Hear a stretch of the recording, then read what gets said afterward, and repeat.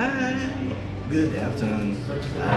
This is teacher Felbert of Sanctuary for the Campbell podcast. Okay, so I am a teacher and an artist, filmmaker. I freelance as internal and external auditor, and I'm occasionally into acting. And at the same time, I can do forensic acting. Alright, so a little earlier, I posted in the Facebook that I'd like to be talking about the film that I did watch. It's a story of about Elton John of Rocket. The movie was actually Rocket Man. He is Rocket Man. Okay, it's a movie that I watched in Netflix. Right, so there. So this is a very crucial movie for me, movie experience for me because well, the movie kind of like pinpointed what you call this Elton John's sort of childhood trauma, actually a difficult childhood, okay, as causing his addictive behaviors, right? Okay, so there, his dad apparently was, as it was shown in the movie, kind of like hostile to him actually. So it's like he's deprived of like love maybe because he wanted to be hugged all the time when he was still very young, little, and well, he kind of was not able to pull through with that. And at the same time, when he did work as like, well, when he became like an Elton John already, okay. So well. His mom told him that he would not be properly loved. Okay, so that's very prejudicial of a mom to be telling her son like he could not like have kind of love that like straight men and women do experience, right? Okay, so all these things, all these addictive behaviors. Massive drugs and alcohol and rock and roll were kind of like pinpointing, okay? So they are actually traced back to childhood, okay? So, well, when Elton John actually disclosed to his mom that he's gay, his mom told him that, well, he knew that for a fact already. Of course, parents should know that, okay? But well, it's very painful an experience to kind of like being told by a mom that well being gay would not deserve you a kind of love that straight men or women are having. Okay, so just excruciating and painful at the same time because well, as a gay man, proud gay man myself, I mean I should deserve to be loved. Okay. I kind of like inculcate what you call this gender equality. Okay, so we're human beings and we have human hearts. Okay, so it doesn't mean that because we're gay we should not deserve of love from the people that we love as well. Okay, so there. So it's a part that.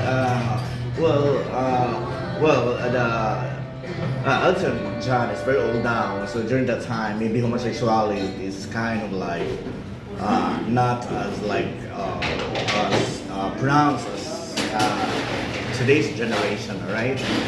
Yeah, and maybe during that time, when I was very little, also, my father would not want me. Would not want me sing in a very kind of like a wardrobe like this. Okay, so when he would see me play or Chinese garden with my childhood friends, well, when I got home, I kind of like when it's drunk, well, I kind of like made both. Yeah, and so that's very pathetic reality because to be honest, homosexuality among men cannot be camouflaged, cannot be made hidden, okay? Because a gay man, when he kind of like sees somebody that he likes, maybe he fancies about the penis, the penis like is gonna get erect, and when it erects, it stands up as strong as it could. Okay, so it's difficult to actually conceal homosexuality among men. All right, so it's painful. It's painful an experience to be hearing from a mom that you could not deserve love as much as you want it from us. All right, so there. The film was actually about how Elton John was able to go through superstardom, okay, despite his addictive behaviors, right? So, I hope you guys, the one in medicine, for example, like psychiatrists, should realize this, okay? Although you cannot accept that all these addictive behaviors are causing from childhood trauma, but yeah, that seems like a psychological wound that embeds in the nervous system, but you cannot accept that, okay? You kind of like do not accept that reality, and yet you prescribe medicines that are nervous system friendly, alright?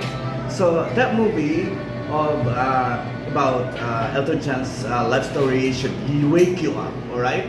Because it's very obvious in the film that addictive behaviors of Elton John are causative of what we call this childhood trauma, alright? So you guys in medicine, for example, psychiatrists, MD therapists for that matter, stop fussing about all these things. You should accept that addictive behaviors are causing from childhood trauma, okay? So change the medical Bible. If you're gonna change it, just enhance it to make it reliable. Because not being able to talk about it, okay, kind of like gives us a feeling of like being deceived, alright? So if it's like deception, if it's not a fraud, I don't know what am I gonna call it, personally, okay? So I didn't have to see my doctor, I didn't have to see my psychiatrist, the PGH, and I just want to tell him that, I want you to tell me I want you to tell me and accept the truth that my addictive behaviors are from my childhood trauma. Okay, so that we guys can be like be fair here, so that you guys are made aware, because your medical practice is not really like reliable in terms of government is telling us that these are addictive behaviors that are coming from childhood trauma, yet you don't like actually pull through with it. Okay, so that's all I can say. And today is February 8th, and tomorrow is 9 and 10. We're gonna watch a concert in Music Museum that's titled Mr. Streisand. Okay, this will feature theater actors are gonna pull through singing of a Barbara Streisand song, I guess. Okay, so that's all for today. I'm gonna miss you, Kabal. I'm gonna see you tomorrow. Okay, I love you, Kabal. Bye.